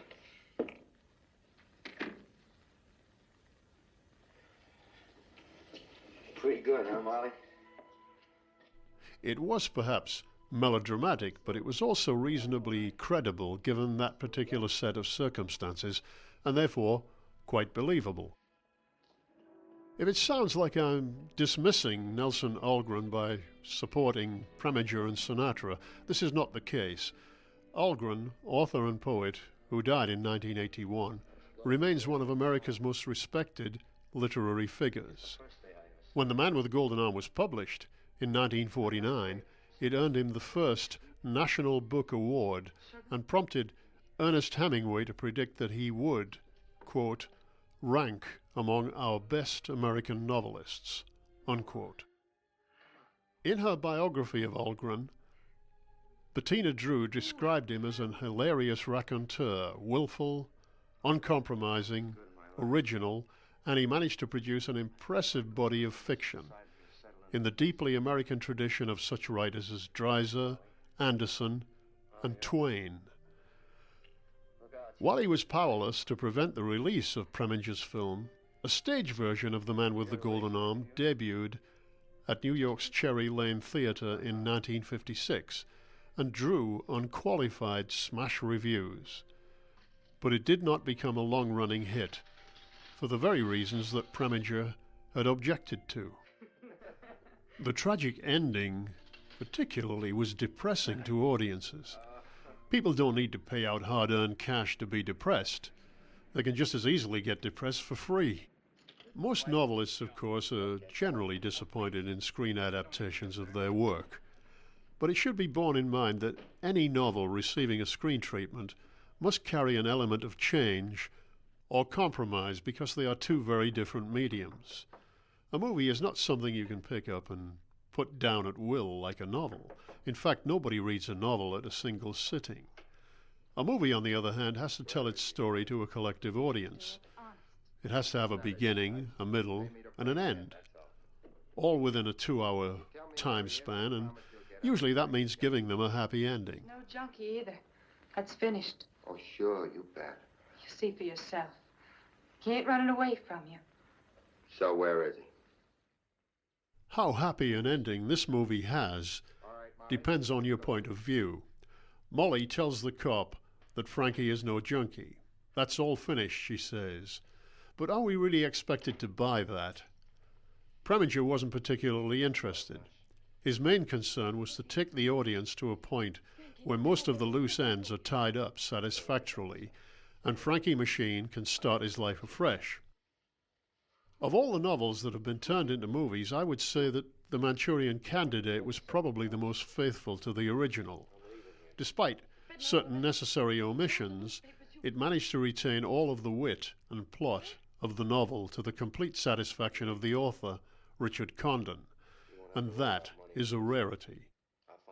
Coincidentally, that also happened to be a Frank Sinatra film, which the actor came to regard as his own personal favorite of all the films he had made. But of The Man with the Golden Arm, Sinatra was certainly satisfied with his own performance. On more than one occasion he was heard to say, "I got the Oscar for the wrong movie." You can't leave me. You gotta stay and take care of me. I know I'm responsible for how you are, Sash. But I can't go around the rest of my life stoning myself to death about it. I've been carrying my heart ever since it happened. Even now it hurts me to think about it, but... Well, it's not I want to leave.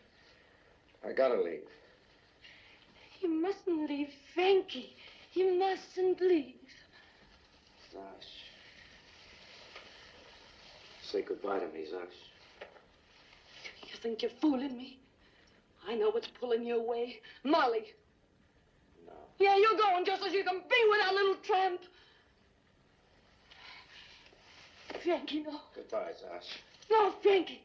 Please don't leave. Frankie, no. No, don't leave me.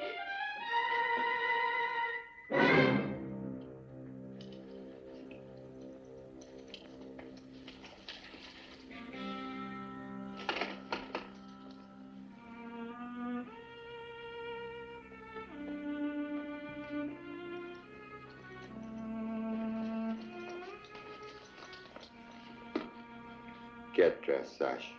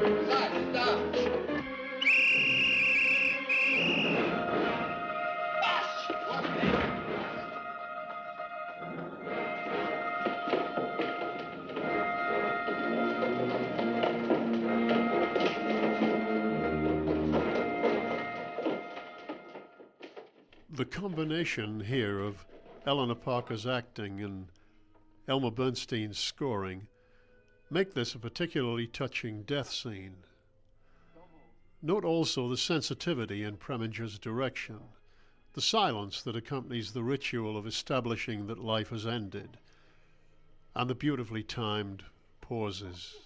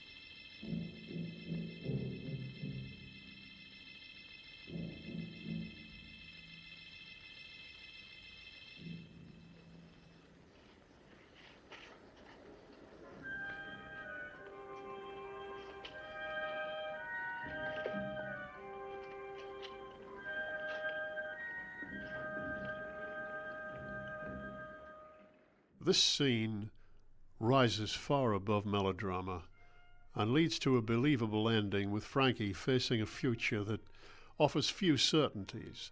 But the one thing he can count on is that Molly will be sharing that future with him.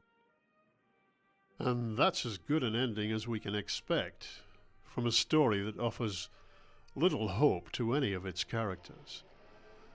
A good adaptation, then, of a difficult story? Yes, I think so. Well, that just about wraps it up, and I'd like to thank you for listening.